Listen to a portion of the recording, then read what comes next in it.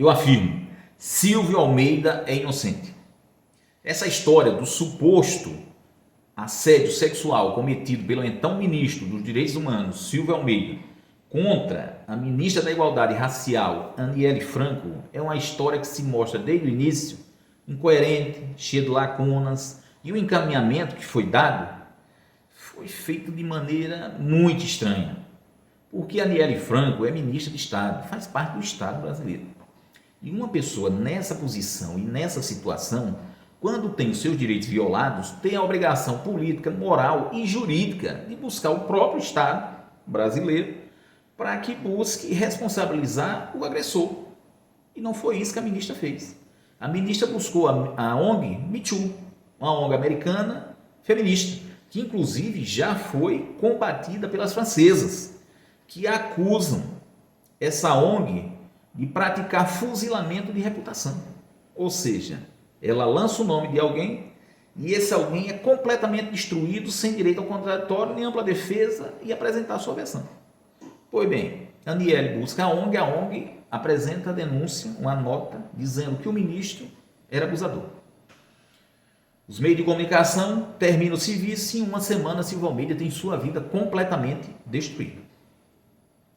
A Janja lança uma foto junto com a Aniele, ou seja, declarando apoio a Aniele e a sua versão, e o Lula no outro dia chuta o ministro, que sai pela porta dos fundos, com a vida destruída. Pois bem, Polícia Federal abre inquérito, vamos investigar, quero saber o que é que aconteceu aqui. E aí a denúncia à época dizia que foram 14 vítimas, 15 vítimas, as notícias surgiram, chegando até notícias dizendo que tinham sido 31 vítimas. Pois bem, Polícia Federal notifica a ONG Me Too.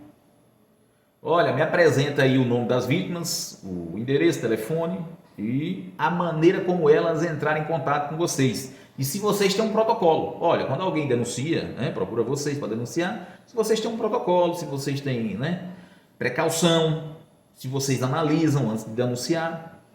Eis que a ONG ontem responde à Polícia Federal e encaminha duas laudas, duas folhas, sem logo da ONG, e nessas duas folhas não diz nada com nada. Ou seja, não tinha vítima, não tinha nome, e não tinha maneira como entrar em contato, e não tem protocolo.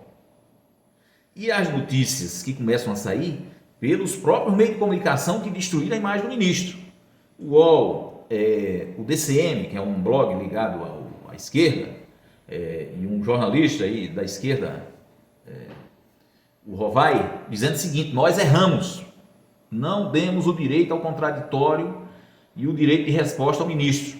Fulminamos com a vida dele, com a imagem dele, sem que ele tivesse direito a apresentar a sua versão. Ou seja, tirando o corpo de banda, de maneira cínica também, tirando o corpo de banda, porque sentiram que a história não vai bater e que quem abraçou a causa vai sofrer as consequências desse justiçamento. Pois bem, a esquerda brasileira se transformou nesse ajuntamento de maluco. A esquerda raiz, a qual eu fiz parte de maneira atuante, é uma esquerda que tinha como valores, tinha e tem, a democracia, contraditório, ampla defesa. Eu militei nos movimentos contra o punitivismo, essa ideia de que tudo se resolve com lei, com pena. As pessoas que eu militava, tinham muitos que inclusive eram abolicionistas penais, que defendiam que não deveria ter prisão, porque a prisão em si é um mal. Então essa era a esquerda, e é a esquerda que eu fiz parte. Era uma esquerda que lutava por democracia. Não essa esquerda que se transformou hoje, que é uma esquerda punitivista, que defende que tem que ter mais pena, que tem que ter mais lei. Inclusive o feminicídio agora teve a pena aumentada de 30 para 40 anos, como se isso fosse mudar a vida de alguém. A esquerda que eu me formei, que militei, era uma esquerda anti-imperialista. E aí você vê essa esquerda de hoje sendo conduzida por uma ONG americana. Ou seja, é um negócio, é tudo ao contrário. Então, eu me sinto até traído por ter dedicado tantos anos da minha vida, e continuo dedicando, e de repente ser roubado por essas pessoas que hoje se dizem de esquerda, mas que são, na verdade, flertam de maneira descarada com o fascismo. É no fascismo onde você não tem direito ao contraditório, onde você não pode se defender. É só na democracia que isso é possível. Inclusive, a minha profissão de advogado, ela só faz sentido na democracia. Se você está no fascismo, não faz sentido. Lá o indivíduo decidiu que você vai ser condenado, vai ficar preso, acabou. Então, e por que eu digo que o Silvio Almeida ele é inocente? Ele é inocente porque numa democracia todos são inocentes até que se prove o contrário. É preciso que você seja submetido a um processo, que você apresente sua versão, que as provas sejam trazidas aos autos e ao final o juiz forma a sua opinião. Ah, fui condenado, eu tenho direito a recorrer. E quando não tiver mais possibilidade de recurso, e caso eu venha a ser condenado, aí eu posso ser considerado culpado.